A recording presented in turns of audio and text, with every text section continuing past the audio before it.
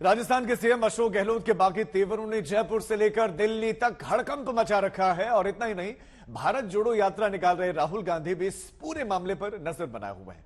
सवाल यह है कि राष्ट्रीय अध्यक्ष की दौड़ में शामिल 3 बार के मुख्यमंत्री अशोक गहलोत आखिर बार बार बागी क्यों हो जाते हैं। ये रिपोर्ट आप देखिए।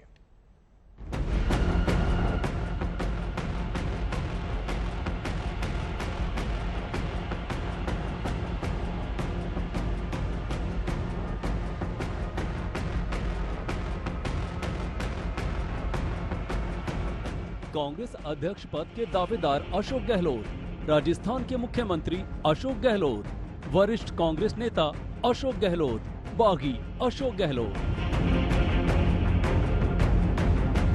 जी हां, अशोक गहलोत का यही वो किरदार है जो बार बार कांग्रेस आलाकमान की नींद उड़ा देता है।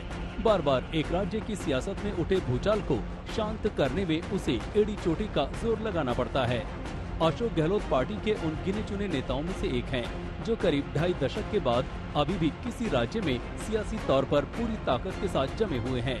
1998 से 2003 और फिर 2008 से 2013 तक मुख्यमंत्री रहने के बाद उनकी तीसरी पारी अपनों की चुनौतियों के बीच जारी है। इन चुनौतियों के बढ़ने के साथ साथ उनके बागी तेवरों में भी तीखापन देखने को मिल रहा है। दरअसल अशोक गहलोत सत्ता से अपनी पकड़ नहीं छोड़ना चाहते। इस बार वो कांग्रेस की कमान संभालने का सपना पाले दिल्ली तो आना चाहते हैं, लेकिन जयपुर की ताकत पायलट गुट को सौंपने के हक में नहीं है। इसके लिए वो बागी तेवर अपनाकर कई विधायकों से इस्तीफा भी दिला चुके हैं।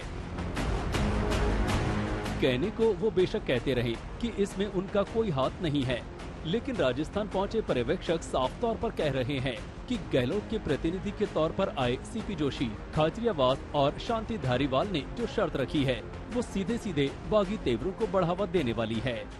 हमने कहा कि अगर अशोक गहलोत जी रेजोल्यूशन मूव करते हैं कि कांग्रेस अध्यक्ष के ऊपर सब चीजें छोड़ी जा रही हैं और 19 अक्टूबर के बाद में, क्योंकि अब अशोक गहलोत जी खुद ये कह चुके हैं कि वो कांग्रेस अध्यक्ष का उम्मीदवार हैं, तो 19 अक्टूबर के बाद में जब वो खुद अध्यक्ष बन जाएंगे तो अपने ही रेजोल्यूशन के ऊपर अपने आप को ही एम्पावर कर रहे हैं, तो इससे बड़ा कॉन्फ्लिक्ट ऑफ इंटरेस्ट नहीं हो सकता। तो ये आप इसको मत करिए।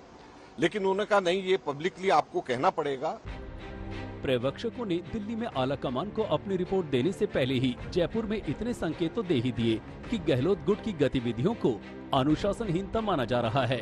उनका कहना है कि ये अनुशासनहीनता तो उस बैठक के साथ ही शुरू हो गई थी जो शांति धारीवाल के घर आयोजित की गई थी। तो ये मैं बात आप लोगों को बताना चाहता हूँ। उसके बाद में हम लोग इंतजार करते रहे, वो लोग नहीं आए और अब हम वापस खड़गे जी और मैं हम दिल्ली जा रहे हैं और अपनी पूरी रिपोर्ट हम लोग कांग्रेस अध्यक्षा को हम लोग सौंपेंगे। देखिए, प्राथमिक दृष्टि से तो ये अनुशासनहीनता है ही है। जब एक ऑफिशियल मीटिंग बुलाई गई है और उसी के पैरेलल अनऑफिशियल कोई मीटिंग बुलाए तो ये प्राथमिक दृष्टि से तो अनुशासनहीनता है। आगे इसके ऊपर देखेंगे क्या कार्रवाई। सवाल ये उठता है कि आखिर बार बार अशोक गहलोत बागी तेवर क्यों दिखाते हैं? क्या राष्ट्रीय अध्यक्ष बनने से पहले वो गांधी परिवार को अपनी ताकत दिखाना चाहते हैं? क्या 2020 में सचिन पायलट से सीएम बनाने का किया वादा निभाने से वो आला कमान को रोकना चाहते हैं? क्या कांग्रेस अध्यक्ष को सीएम चुनने का अधिकार मिलना उनके बागी होने की वजह है? अशोक गहलोत खेमा बैठकों में साफ साफ कह चुका है कि बीजेपी की शह पर राजस्थान में कांग्रेस के लिए मुसीबतें खड़ी कर चुके सचिन पायलट को किसी भी कीमत पर सीएम नहीं बनने दिया जा सकता। लेकिन आलाकमान विधायकों के इस रुख से बेहद नाराज हैं और इसके पीछे वो साफ तौर पर अशोक गहलोत की भूमिका ही देख रहा है। मुख्यमंत्री अशोक गहलोत के 40 साल के राजनीतिक करियर में कभी भी किसी ने चुनौती नहीं दी है। पहली बार सचिन पायलट नाम का नौजवान के सामने खड़ा हुआ है, जिसकी वजह से इतनी ज्यादा कटुता है और वो बार बार कांग्रेस आलाकमान के खिलाफ विद्रोह कर देते हैं।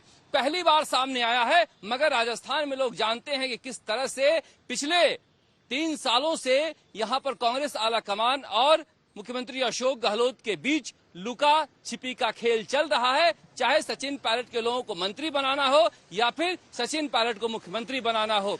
यही वजह है कि मुख्यमंत्री अशोक गहलोत जैसे ही सचिन पायलट का नाम सुनते हैं वो आग बबूला हो जाते हैं और इस बार तो ऐसे बम बन गए कि कांग्रेस आलाकमान के सामने ही फट गए। कैमरामैन शर्मा के साथ शरद कुमार, जयपुर, आज तक।